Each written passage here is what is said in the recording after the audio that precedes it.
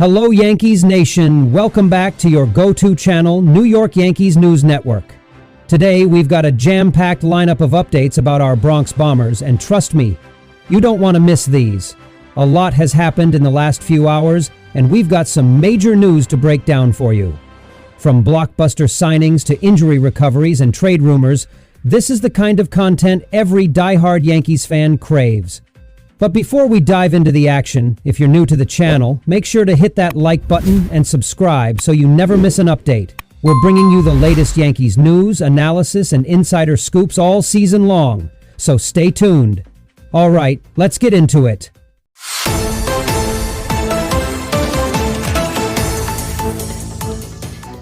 Update 1. Yankees secure Max Fried as Gerrit Cole's replacement after surgery, a game-changing move. At the start of the offseason, the Yankees found themselves in a high-stakes bidding war with their historic rivals, the Boston Red Sox, over left-hand ace Max Fried. The Red Sox reportedly offered Fried $190 million over 7 years, but the Yankees came out on top, securing Fried for an 8-year, $218 million deal.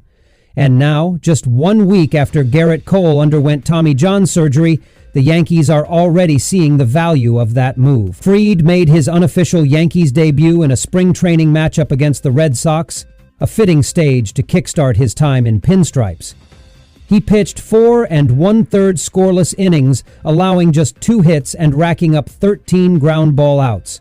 His fastball sat in the low to mid-90s, and his command was razor-sharp. Yankees manager Aaron Boone couldn't hide his excitement, saying, "Every time I watch him, it's hard to get a beat on him. He sinks it, cuts it, changes speed with a deadly curveball. It's exactly what we need." For Fried, it wasn't just about the money. It was a gut feeling. After meeting with both the Yankees and Red Sox, Fried said he felt drawn to the Yankees' winning culture and their commitment to improving the team's defense behind him. They were interested, and I was open to hearing from anyone, but joining the Yankees just felt right, Fried explained. With Cole out for the season and possibly part of next year, Fried immediately steps in as the Yankees' #1 starter. It's a huge responsibility, but Fried has the pedigree to handle it. He won 73 games with the Atlanta Braves and helped lead them to a World Series title in 2021. His ability to generate ground balls plays perfectly with the Yankees' improved infield defense, anchored by Gold Glove first baseman Paul Goldschmidt and rising star Anthony Volpe at shortstop. The Yankees' rotation now boasts a formidable 1-2 punch, with Fried and Marcus Stroman at the top. And with young arms like Clarke Schmidt and Luis Gil progressing well, the Yankees' pitching depth suddenly looks like a major strength. So, Yankees fans, how are we feeling about this move? Fried stepping in as the ace could be exactly what this team needs to stay competitive in the American League East, especially with the Red Sox and Orioles loading up as well. Drop your thoughts in the comments. Do you think Fried will live up to the hype?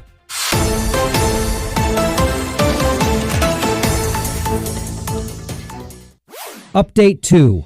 Clarke Schmidt's shoulder recovery sparks optimism for Yankees rotation depth. Just when the Yankees' injury woes seem to be piling up, there's finally some good news coming out of spring training.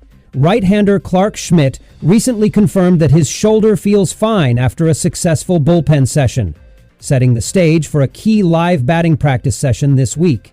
This update is a significant boost for the Yankees, as Schmidt's health could play a pivotal role in stabilizing the rotation in the absence of Gerrit Cole. After throwing 24 pitches in a controlled bullpen session, Schmidt reported no lingering discomfort, a huge step forward considering the setbacks he faced earlier in camp.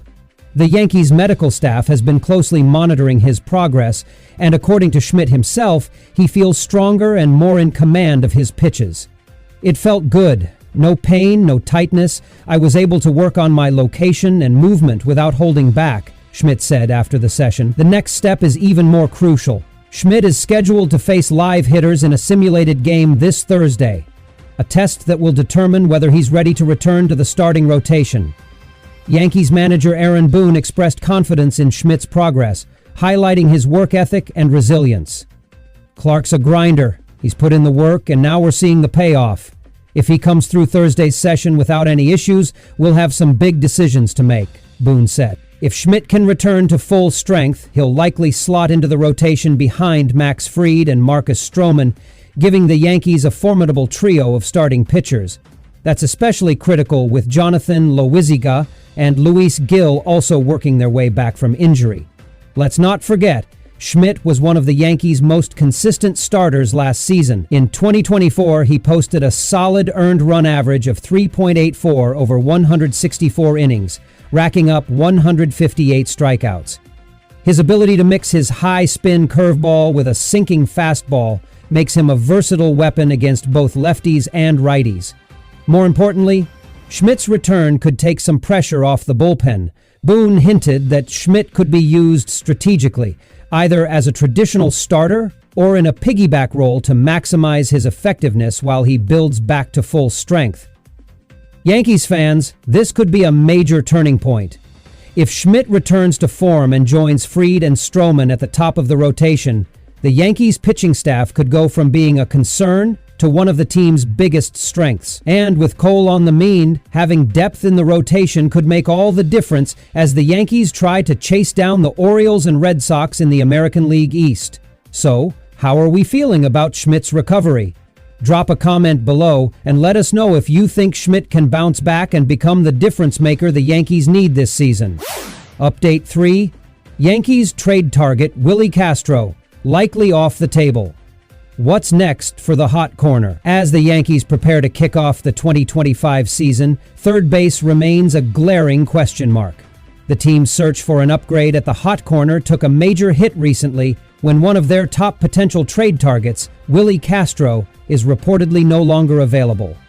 Castro, who made the All-Star team last season while playing for the Minnesota Twins, was seen as a realistic and affordable option for the Yankees. However, recent developments have made a trade highly unlikely. Here's what happened. The Twins' rising star infielder Royce Lewis recently hit the injured list, forcing Minnesota to reevaluate their depth chart. With Lewis sidelined, Castro is now viewed as an essential piece in the Twins' infield. Yankees insider Adam Weinrib reported that the Twins will likely hold on to Castro, meaning the Yankees' options for a third base upgrade just got slimmer. Now it's on Castro to help shoulder the burden alongside Brooks Lee and Edouard Julien. The Twins, once flush with potential trade options, now need all hands on deck to cover for their own injury issues, Weinrib explained. This is a tough break for the Yankees. Castro was viewed as an ideal fit, not only because of his defensive versatility, but also because of his contract. He's set to earn $6.4 million this year, which is far more manageable than other third base targets like Nolan Arenado.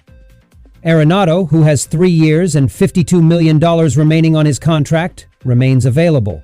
But the Yankees have shown little interest in taking on that kind of financial burden. So where does that leave the Yankees at third base? Right now, it looks like Oswaldo Cabrera will get the nod to start the season at the hot corner. Cabrera slashed 0.247/0.296/0.365 last season, with 8 home runs and 36 runs batted in over 326 plate appearances. While his defense was solid, his offensive production left a lot to be desired, especially for a team with World Series aspirations. The Yankees were hoping Castro would be a middle ground solution, a dependable defender with some offensive upside. Last season, Castro posted a 0.717 on base plus slugging percentage, with 9 home runs and 28 stolen bases. He's not an offensive powerhouse, but his versatility and speed would have been valuable in lengthening the Yankees lineup. For now, the Yankees appear willing to wait and see how Cabrera handles the everyday role at third base. But with Giancarlo Stanton and DJ LeMahieu already on the injured list to start the season, the margin for error is thin. If Cabrera struggles early, Yankees general manager Brian Cashman may have to get aggressive at the trade deadline. Arenado could re-emerge as an option if the Cardinals falter. But don't rule out other mid-season surprises. Yankees fans, what's the solution at third base? Should the Yankees give Cabrera a chance to prove himself? Or should they push for a blockbuster trade sooner rather than later? Let us know in the comments! All right, Yankees Nation, that wraps up today's updates. From Max Fried stepping up as the new ace, to Clarke Schmidt making strides in his recovery, and the third base puzzle getting even more complicated. There's a lot to keep an eye on as the 2025 season kicks off. If you made it this far, you're clearly a die-hard Yankees fan, so make sure to hit that like button and subscribe if you haven't already. We'll be bringing you the latest news, game analysis, and insider reports all season long. And don't forget to drop a comment with your thoughts. How are you feeling about the Yankees' rotation and infield situation? Until next time, stay locked in, Yankees Nation. Let's go, Yankees!